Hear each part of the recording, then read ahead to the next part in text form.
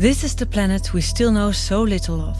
We call it Earth, but less than 1/3 is land. Over 2/3 is water. We use that water as a dumping site for our waste, and as if it is an inexhaustible horn of plenty for humans. Our most important ecosystem is on the verge of collapse unless we act now.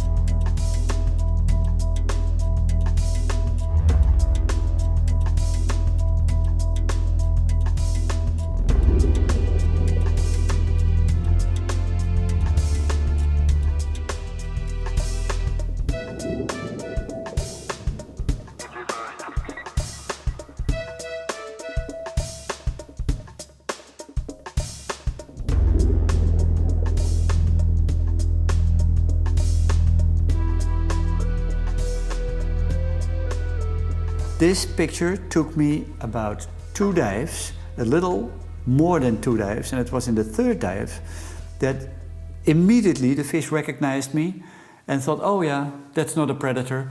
And he allowed me to come very close, and within minutes I had this picture.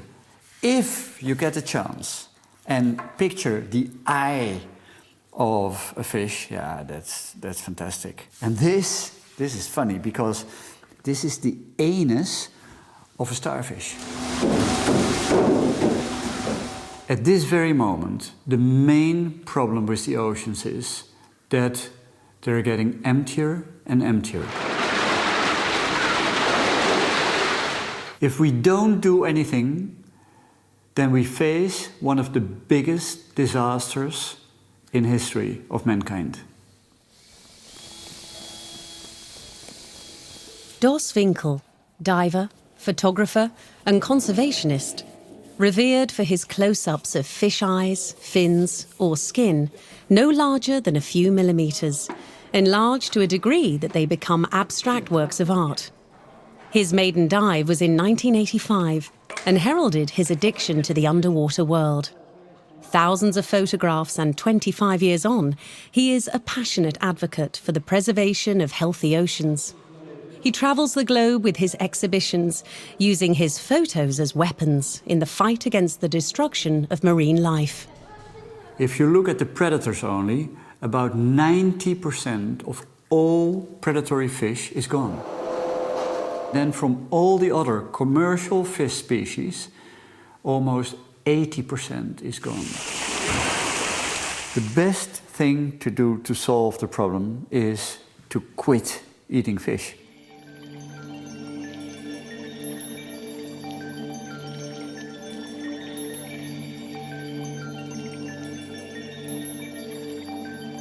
People who don't dive have no idea how beautiful the underwater world is. The biodiversity is so immense and you see the most amazing creatures.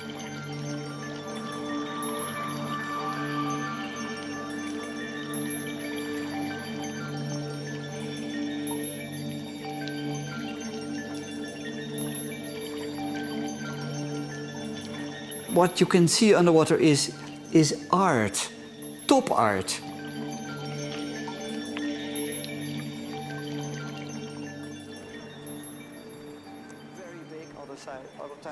Everywhere Dos dives, he is faced with devastation. Taking a passive stance was not an option. He seizes every opportunity to use his photographs and tell the story of a world that is on the verge of vanishing. We're destroying the underwater ecosystems in a speed which is almost unthinkable. Scientists found out that if we continue fishing the way we are doing now, in 30 years from now, the oceans will be empty. There will be no more edible fish left.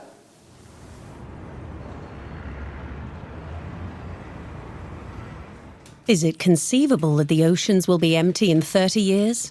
If so, we humans are responsible. 2 young marine biologists set out to do research for us, Marianne van Mierlo and Barbara van Genne. Well, I studied for 5 years and now I can call myself a Master of Science in Marine Biology. But I never knew that the problems in the oceans were this serious. If this is all true, it's really, really shocking, and I'm really eager to find out more about this. In this film, we sum up the facts. Why our seas and oceans are in great danger.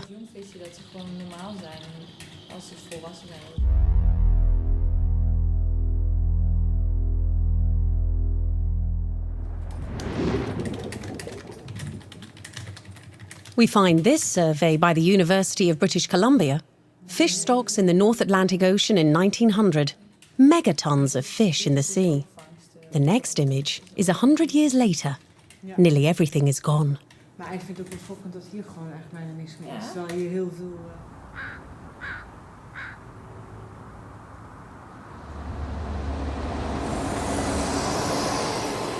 This shows the fish in the North Atlantic in 1900, where there was about 10 tons per square kilometer on the shelves.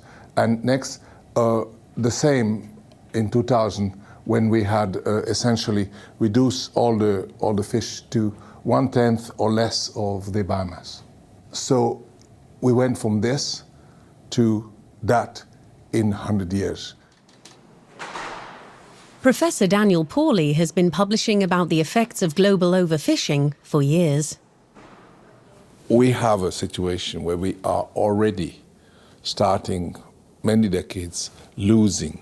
We're losing fish population at an increasing rate. Pauly is one of the most renowned researchers concerning the state of the oceans. For his work, he has received honorary doctorates from universities in Greece, Belgium, Canada, Portugal, and the Netherlands.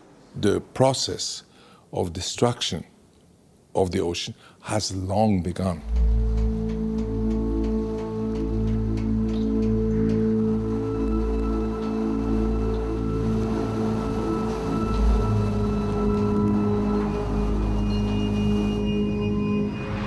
Where and when did things go wrong? People have been fishing for centuries. The Netherlands, for example, made a bundle in the 16th and 17th centuries with herring fishing, and the Dutch played a major role in the whaling industry also.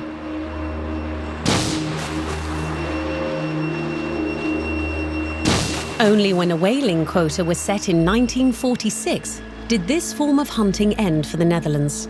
It marked the first international commitment restricting the catch of a sea animal.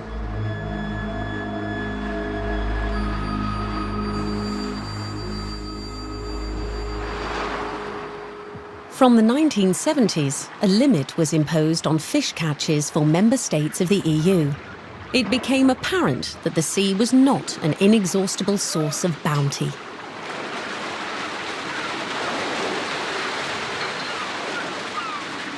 But despite the quota, there was an upsizing of ships. The fishing areas expanded, and technological instruments such as sonar meant that fish had no place to hide.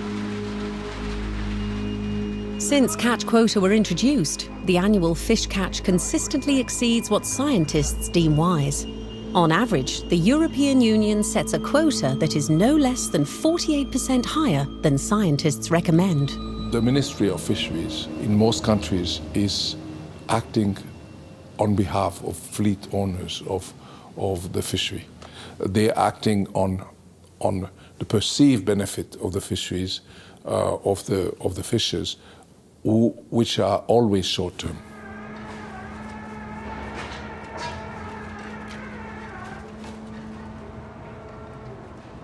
Since the 1950s, global fish catches have quadrupled. We take almost 100 million tons of fish from the sea every year. Most fisheries in the world continue only because we subsidize them. In other words, we give them money to go catch fish. Subsidizing a fishery means to encourage the fishers to go after fish that are so rare that it's not worth fishing them economically. The moment we decide to subsidize fisheries, we encourage destruction.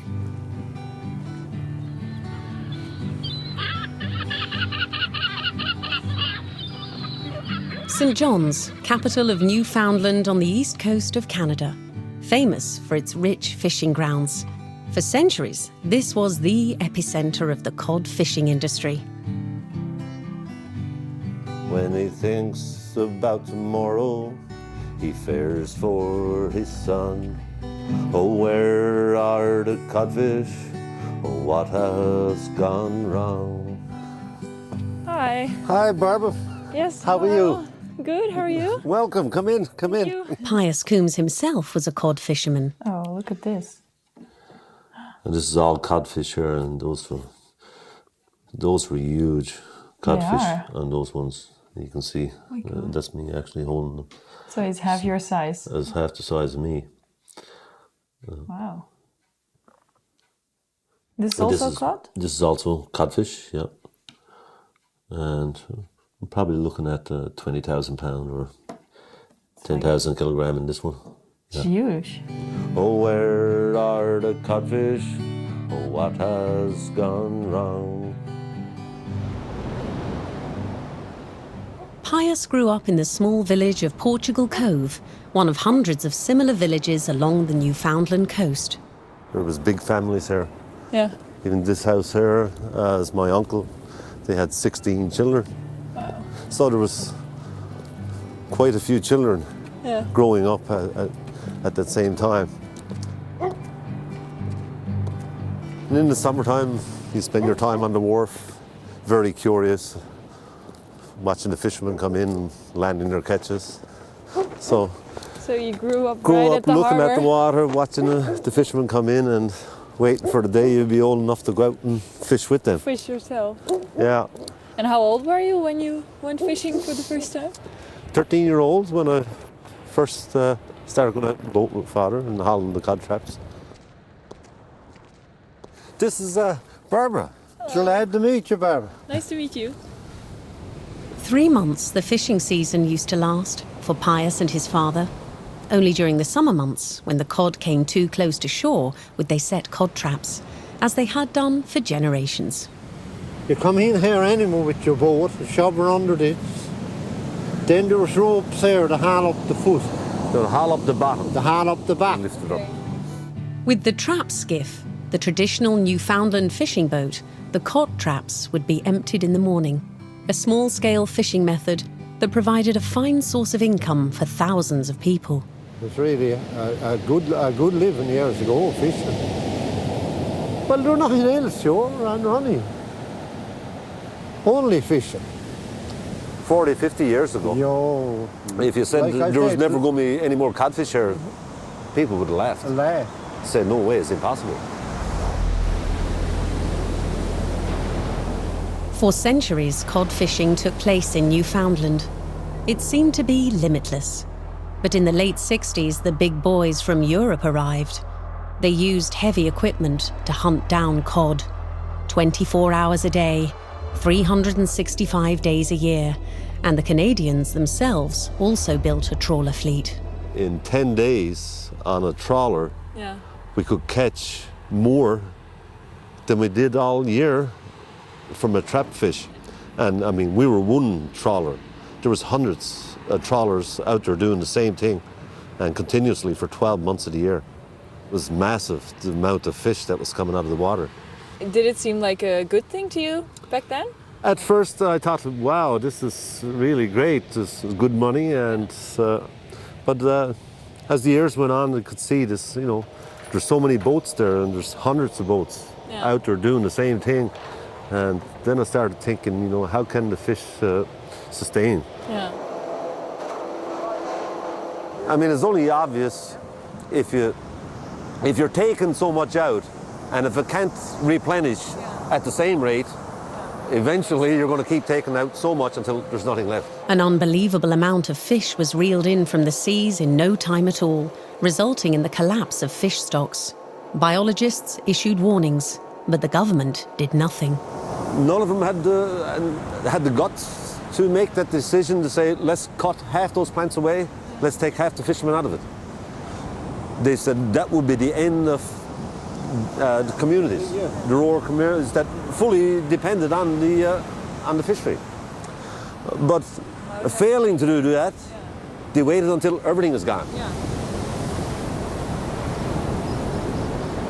In 1992, here in Newfoundland, the cod stocks had been depleted to such a point that they announced a moratorium, which completely closed the cod fishery here in the island. Put close to 40,000 people out of work. It was probably the biggest mass layoff in Canadian history. First announced, they said they'd close the fishery for 2 years and evaluate again, and hopefully the stocks would rebuild enough to sustain a small fishery. But 2 years after, it was even less, I think, in the fishery. And here we are now, 18 years later, and it's still no concrete proof of any substantial growth in the stock at all.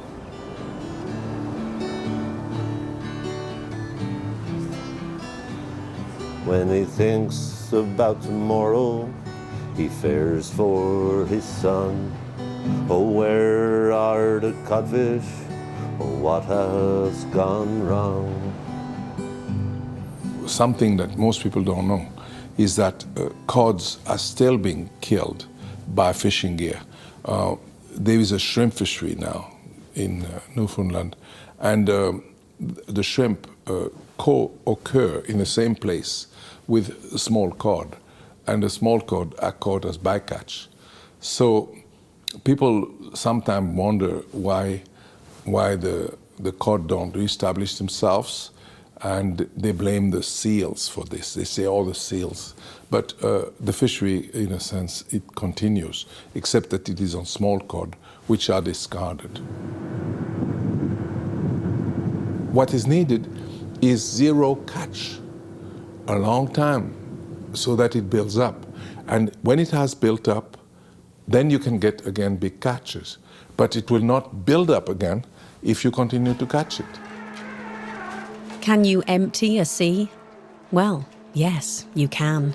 It's the stone-cold reality in Newfoundland. It is no different elsewhere.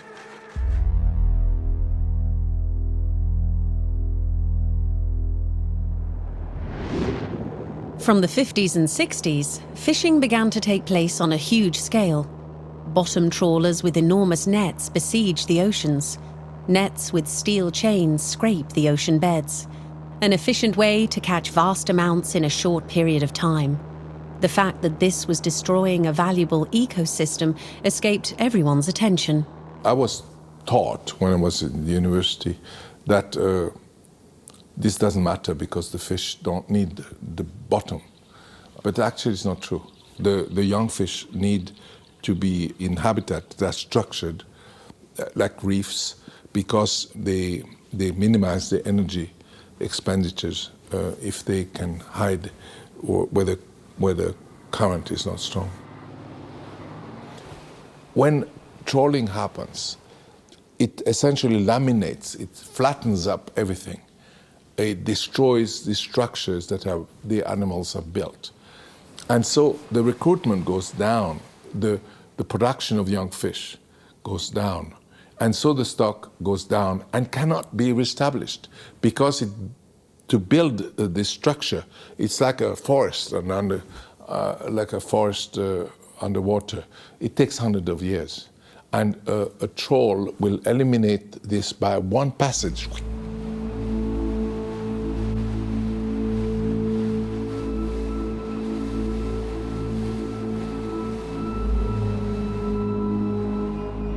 Trawling is as if you were fishing with, you were catching rabbits with a bulldozer in a garden. You know, there is a garden, and you have to catch some animals or some plants, and you bulldoze everything. What do you expect? Think of it like this. If you were to drag a net over the savannas in the hunt for buffalo, the bycatch would be equally immense.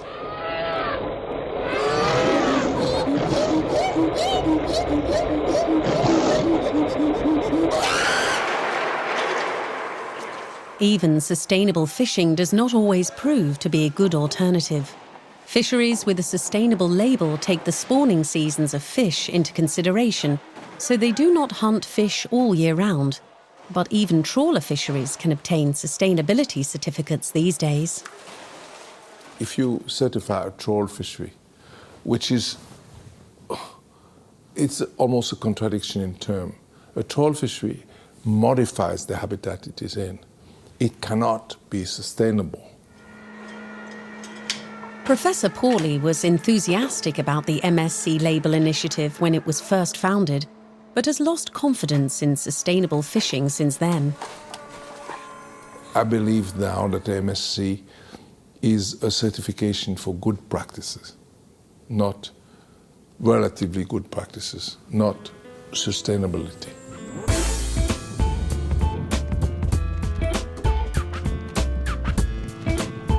Bonaire is the warmest place belonging to the Netherlands, a holiday paradise for water sports enthusiasts. Commercial fishing is prohibited, and there is a mandatory charge for every diver who enters its waters, $25 that goes towards the protection of the sea. Fish are to be looked at only, and there are several ways to do so.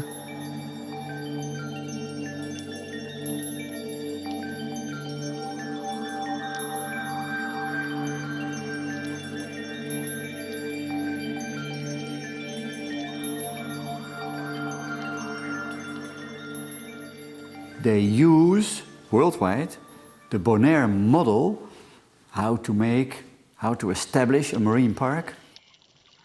It's the best protected area in the world. On land, about 10 to 15% of the land is forested or protected in parks. In the water is less than 1%. Dos and his family lived on this island for 10 years, and it is still his favourite diving location. He has seen and photographed every underwater site hundreds of times.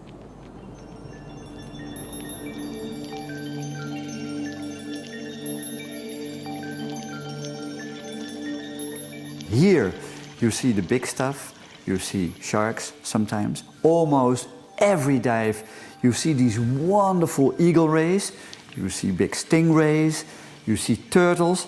Every dive is almost guaranteed, and big schools of fish. Fantastic. It is an almost perfect coral reef.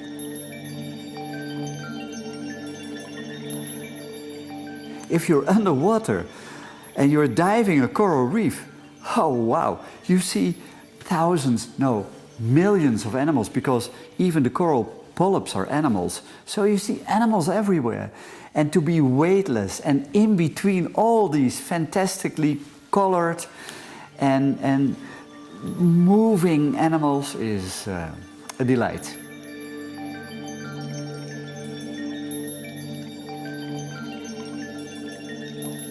So the waters around Bonaire are a protected marine park, one of the few in the world.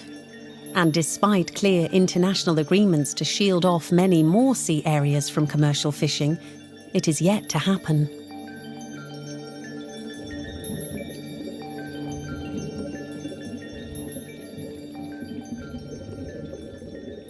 The ministers of the environment of basically all countries in the world have agreed on 20% by 2020. Now, the target of having 10% by 2010, that was also by the ministers and stuff, is missed by a factor of 10. We don't have even 10% of what we said we should have in 2010. So we will miss also the 2020 target by an immense amount. There is a huge disconnect between what we said we need and we will do by the government and what we actually do. We have 7 species of sea turtles in the oceans, beautiful marine reptiles. 6 species are almost extinct because of fisheries, destructive types of fisheries, like long line fishing.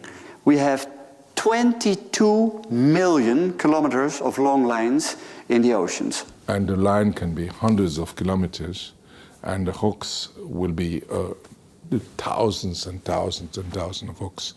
And these hooks are baited, so they attract all kinds of animals: tuna, sharks, turtles, dolphins. And every hook gets a victim. A sea turtle, a shark, a tuna, a dolphin, and they die a terrible death. It takes them 12 to 24 hours of fighting before they die. And everything is thrown overboard that is not tuna. And that's one reason why the turtles, the leatherback turtle, for example, are going down everywhere.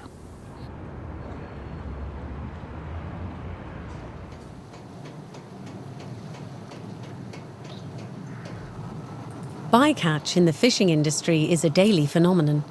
Most of all fish caught globally is caught using large, indiscriminate nets.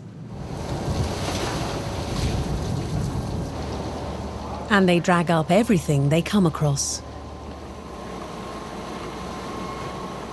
The common fishery policy, for example, forbids you to land fish for which you don't have a license.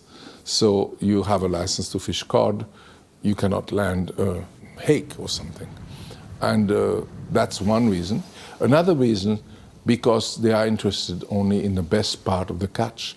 So they are not interested in freezing and processing fish that, for which they get a low price. So they discard it.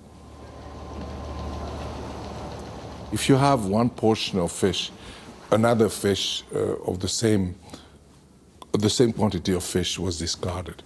And if you are interested in shrimp, that is 10 times.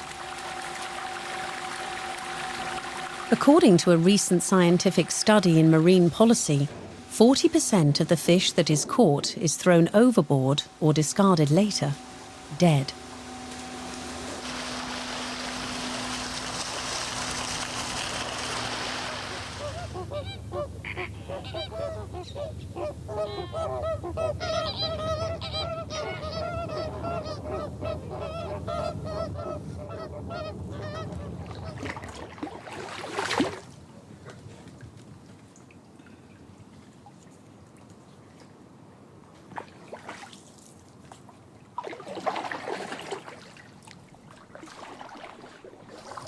This is a very important mangrove area here in Bonaire. Mangroves are plants, and the roots continue underwater and are heavily overgrown with algae and weeds and oysters and sponges. And they're the perfect place for small fish to grow up. These are very, very important nurseries.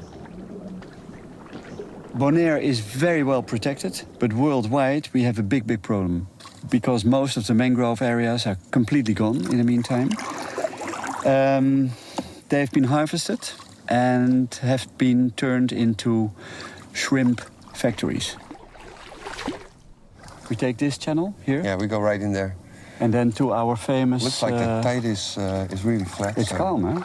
Really calm. So this is the perfect moment, because when you're in between the tides, then there is no current, and then you have the best visibility. So for our photography and filming, this is absolutely perfect.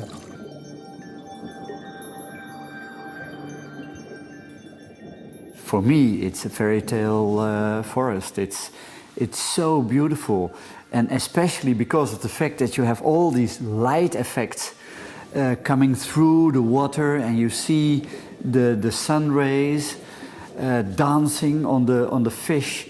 It's fantastic.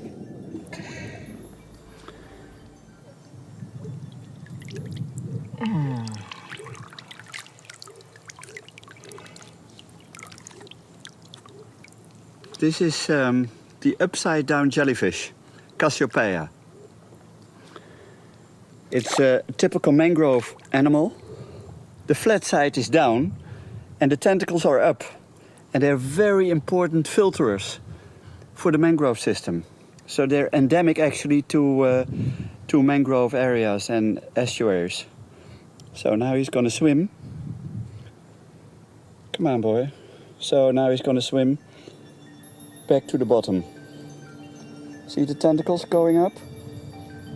And next to me there's a big one here. There is a deeper part here in the mangroves, and you see thousands of them.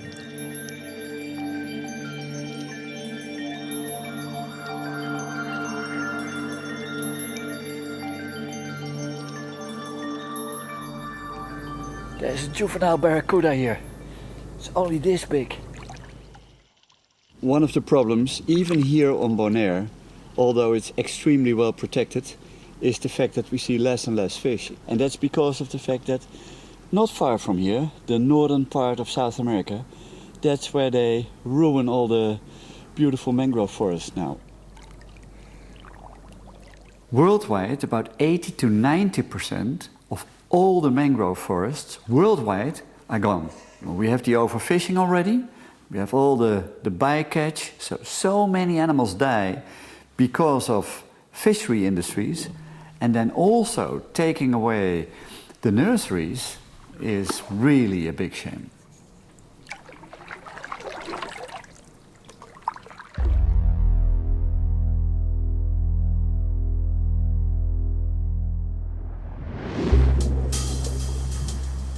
The oceans are becoming emptier by the day. But at the same time, as consumers, we are told, eat more fish because it's good for you. Is fish really all that healthy? We go to the market in Amsterdam. You can buy fish here from all corners of the world. Hoe zwaar mogen ze ongeveer zijn? Half pond ongeveer. Oké, sta ik even af. Dankjewel. At a fishmonger's with an excellent reputation, we buy tuna and swordfish, both from the Indian Ocean. 2 fillets of fish we will test for toxins. The fishmonger is confident. Ja, zeker vind ik dat vis gezond is, uiteraard. Er wordt niks toegevoegd of ingespoten. Dus het is puur natuur. Dus het moet goed wezen. Hi. Hello. Hi. I bought the fish. Very good. Let's go. Okay. Dr. Stefan van Leeuwen obtained his PhD with research into toxic compounds in fish. This is where the extraction occurs. Okay. Yep. Hi, Martin.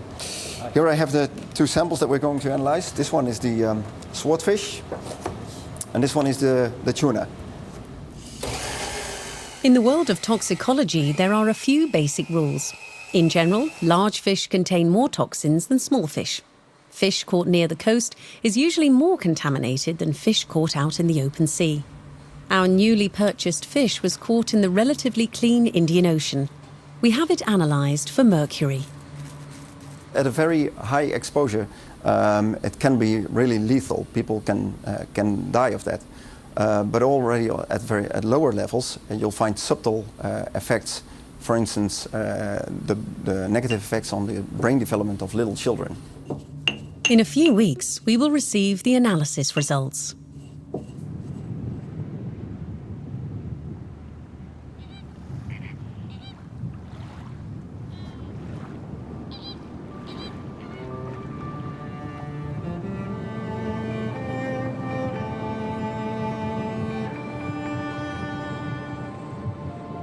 Bonaire is an island with an underwater national park, but that cannot prevent pollution from the seas from washing up on its shores.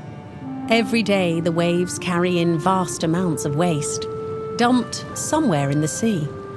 And what ends up in the sea often ends up in fish.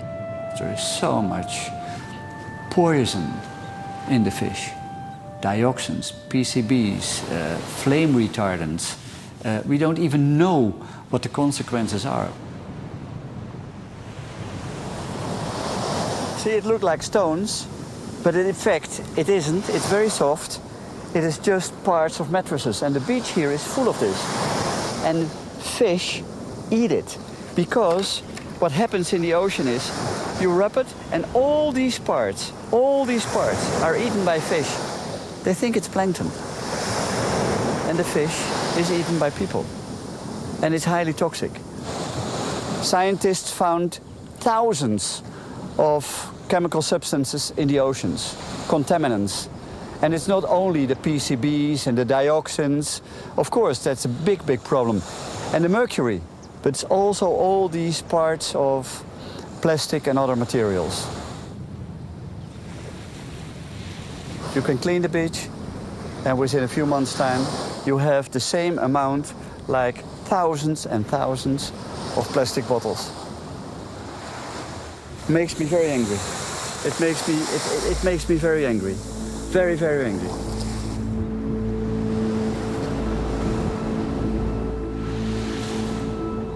Everybody has heard in the meantime about this huge plastic soup. It's like a plastic island in the middle of the ocean. It's about as big as half the size of Europe.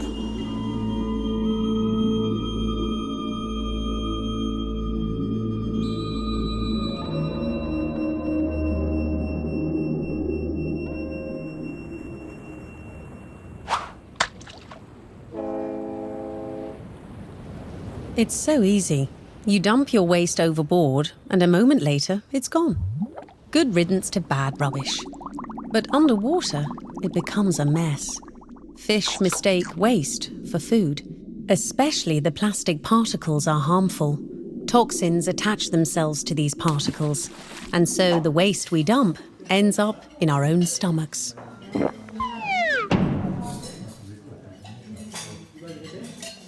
I don't eat eel, and not mussel, and not tuna fish. Why not? Because of the toxic compounds.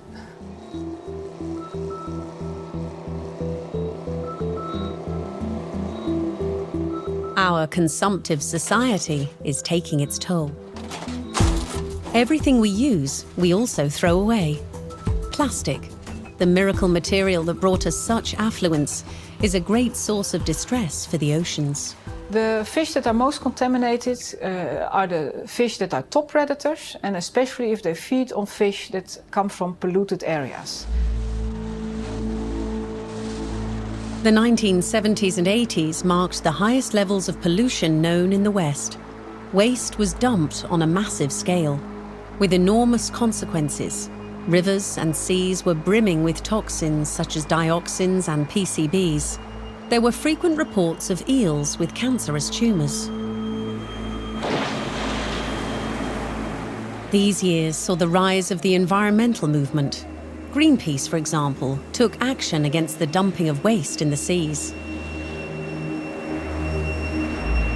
The realisation that we can't simply throw our litter overboard has gained ground, and the emission of dioxins has decreased sharply. Dioxins and PCBs are still found in fish, and although we've seen a decrease over the last decades, it's still there. It's still in the environment, it's still there.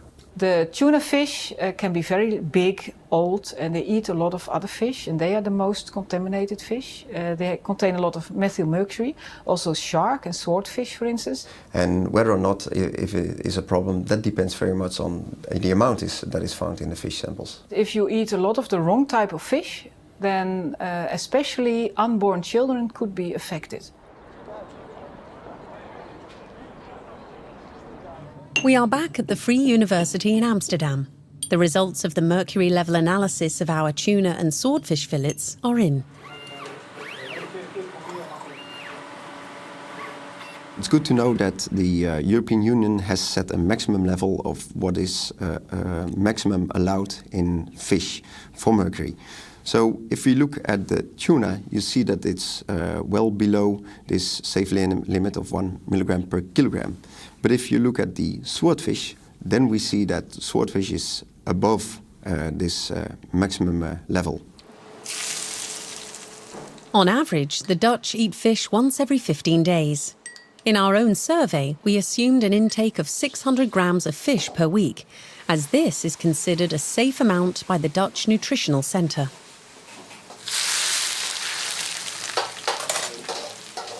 And the WHO has set a maximum limit to what is allowed to ingest in a week time, and that is set at 0.2 milligram. So if you look at the tuna, and if you consume 600 grams of tuna, we still stay below this safe limit. But if we look at the swordfish, it is approximately 4 to 5 times above this safe limit. Okay, so should pregnant women eat those fishes? Pregnant women should be very cautious with consuming, for instance, this swordfish sample. Certainly not every week 600 grams. Okay. So eating fish is like Russian roulette. That 100% natural is 100% healthy doesn't hold true by far for every fish.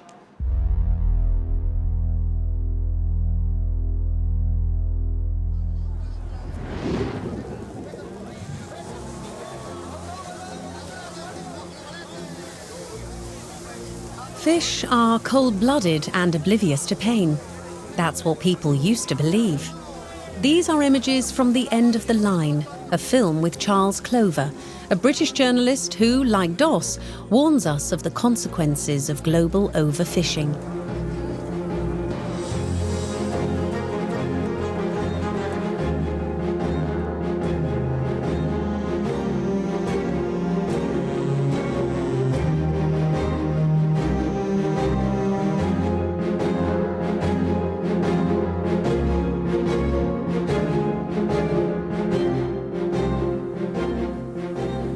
Can you imagine that a fish could do without consciousness? What if you do not know what's going on around you? Impossible.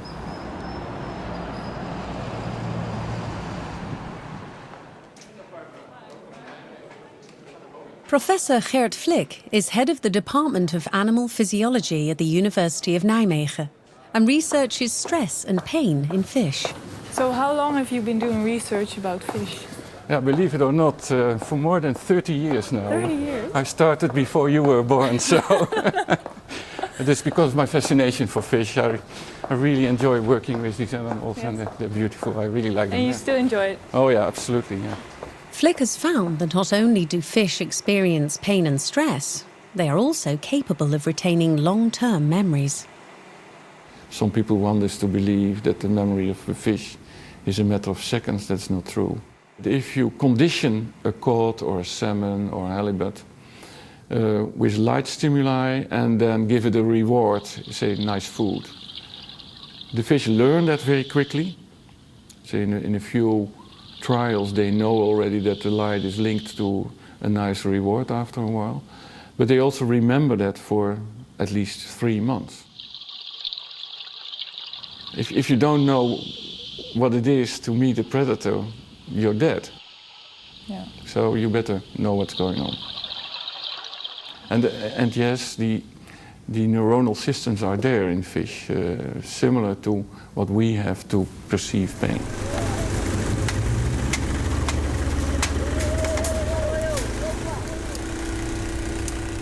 If you see fish, say, on deck move and try to escape and things like that, if you know what it means, if you see what the fish is trying to do, you should make up your mind.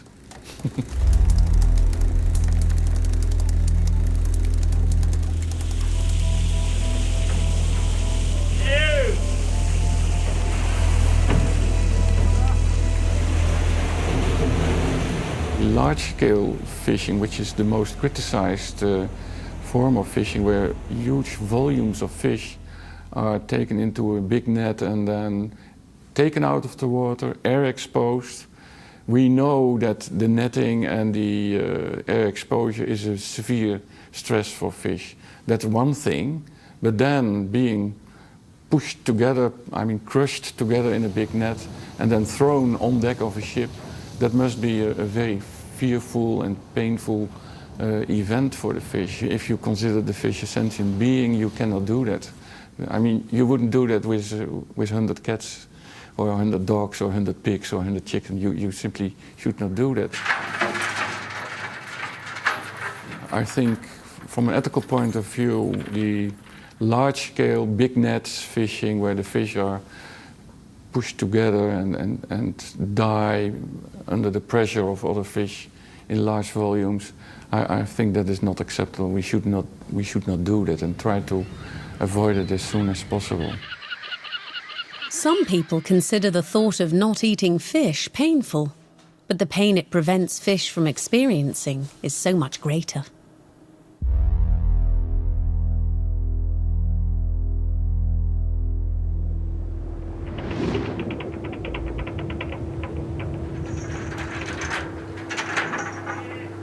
Globally, we catch 100 million tons of fish, the greater part of which is for human consumption. But 1/3 of the catch is ground into fish meal. About 1/3 of the fish caught in the world, about 30 million tons per year, are caught and turned into fish meal. This means that over 30 million tons of wild fish is caught in part to feed farmed fish. You need about 3 kilos of anchovies to produce 1 kilo of salmon. But ground fish is also on the menu for other animals. Pigs and Dutch pigs and chicken and so on. And this is a tremendous waste of good food, obviously. So fish are ground into meal which is used in the rearing of livestock. Despite the fact that since 2000 feeding pulverised animals to other animals has been banned in the EU, this isn't so for fish. And so they end up on the plates of farmed fish, the pigs and the chickens.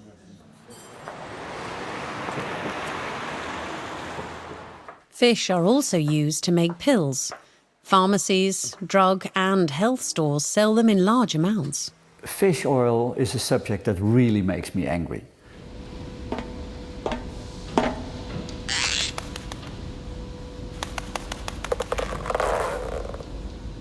So the oil that we get from fish, we put in pills. The oil consists of omega-3 fatty acids, and that's what we're after. But fish are made up of only 3 to 5% oil. So you need a lot of fish for just 1 litre. You need many, many kilos of fish. In the best case, it's maybe 20 kilos of fish in order to get 1 litre of fish oil. If you believe the labels, it's good for nearly everything. It improves learning in children, it's good for your bones and joints, it's good for your memory, it keeps you fit and young. But are the manufacturer's claims correct? This one is especially for babies, and it says it helps the development of their brain and it's good for the nervous system. It's not necessary to take fish oil pills for that. This one is for children, and it says it helps their concentration and their memory, and it helps their learning prestations to get better. Yeah, it's not proven. This one is for people above 50 years old, and it says it helps the mind being active, helps them to keep up to date, and it's good for the concentration. You don't need fish oil pills for that. It is not fish oil, in fact, because it is made from fish, but the fish doesn't make it themselves. It is a product that they get with their food, and it's in plankton. This one says it helps keeping your joints flexible, and it helps keeping your blood pressure stable. Sounds good. It's not necessary to take fish pills. Fish end up as pills in jars because we believe these pills are beneficial for our brains, muscles and joints. The European Food Safety Authority recently rejected all of these claims. And that means that manufacturers must remove these rather imaginative promises from their labels. So we don't just catch fish to eat, but we turn them into pills. We process them into fish meal for pigs, chickens, and farmed fish. When all the while, we're convincing each other that fish farming is a solution for overfishing.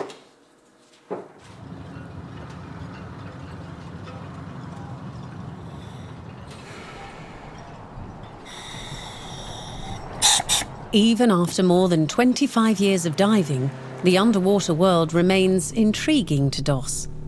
The water's surface always looks the same.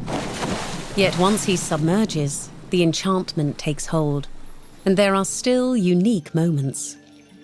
Recently, I wrote an article about the east coast of Bonaire, and my last sentence was that I have not been able to take good pictures really close of eagle rays. Very recently, I was there again, and my first dive, very first dive in shallow water, there was an eagle ray. And the eagle ray was eating. They eat mollusks. They find them in the sand. And I thought, oh, this is my chance. It was a spotted eagle ray. It's one of the most beautiful rays in the ocean. And I saw the eagle ray looking at me. But then I thought, okay, don't breathe, stay calm. And then my distance in the end was 50 centimeters. And he accepted me. It was a fantastic moment.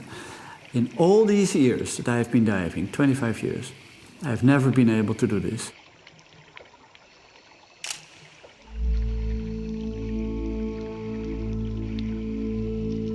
Dos advocates the preservation of healthy oceans because he can see the destruction with his own eyes. It is not only overfishing and its aftermath that destroy the world underwater. Coral the world over is dying because of pollution and global warming. Yeah, when I dive here and I see all the dead corals overgrown with algae and bleached, of course, because of the high temperatures, it makes me feel very, very sad. And imagine that only a few years ago, this was a wonderful, wonderful coral reef with healthy corals. And nothing came up in my mind that it was possible to destroy them. This devastation is also man-made.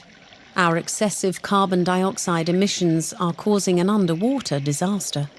The oceans are the main structures in this world that absorb carbon dioxide. And the oceans give back 70%, 70, of all the oxygen that we breathe. So we're completely dependent on the health of the oceans. And we're destroying them. It's so stupid.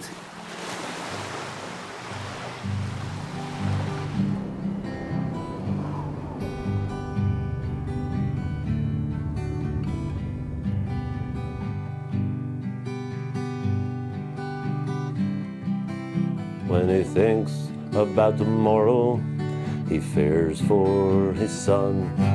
Oh, where are the codfish? What has gone wrong?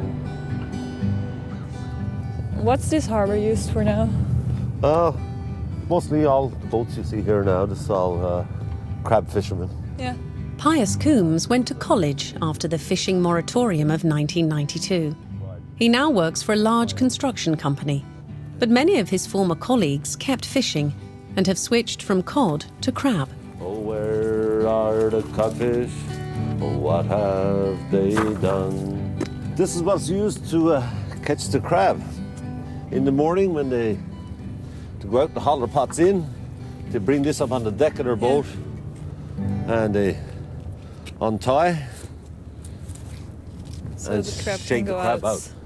Much like there used to be a lot of cod, the waters off Newfoundland have been teeming with crab for as long as anyone can remember. But there seems to be a lot less of it lately. I think if they're not careful and if government don't manage the crab stocks and if they don't learn from history, it's bound to repeat. This is now the same thing with bluefin tuna. We have exactly the same thing.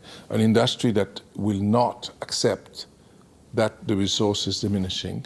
Therefore, they continue to fish until the stock then collapses.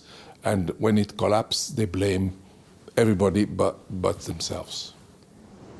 The fishing industry is responsible for the disappearance of species and the destruction of valuable ecosystems. And that is also true for so-called sustainable fisheries. We buy into the hype that fish oil pills will make us healthier, and we catch fish in order to feed them to pigs, chickens, and farmed fish. And this entire industry runs off billions in government subsidies. Every citizen is paying for the destruction of the seas and oceans. We appear to be blind to history's lessons. And just like in Newfoundland, the North Sea can also be fished empty. It's not something that will happen one day if we don't do something. It is something that is already happening. at a very rapid rate. If you look at the North Sea, the south of the North Sea is essentially mud, but it's not in natural state.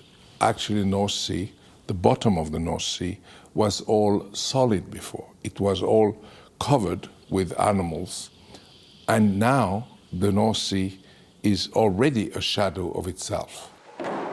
Realize this, when there was, say, 100 units, 100 tons, and then it declines to 1 ton, right? If it moves up to 2 tons, it's a doubling up. So they can go to the minister and say, the fish have doubled. Doubled is a lot. Or the fish have increased 300%, 3 tons. So they say, we have to reopen the fishery. But it's still at 3 units from 100 before. And that's the situation in North Sea.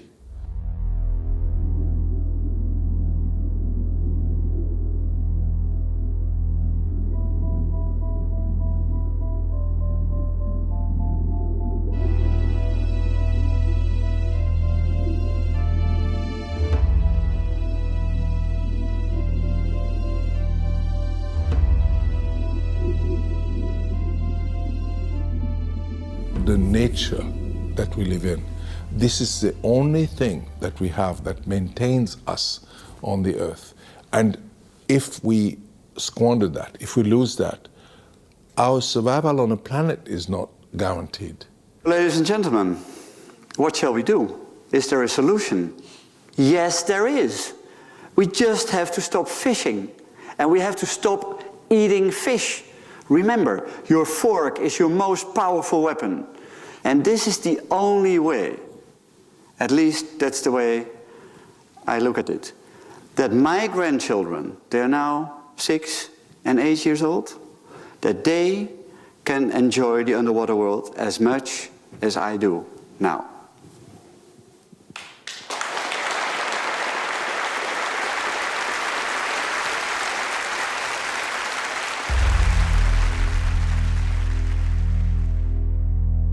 Without people, the seas and oceans would have no troubles. The choices we make now will determine the seas and our own future. It's up to us. At stores, restaurants, in our kitchens, in a voting booth, our forks are mighty weapons. Use it for a sustainable future.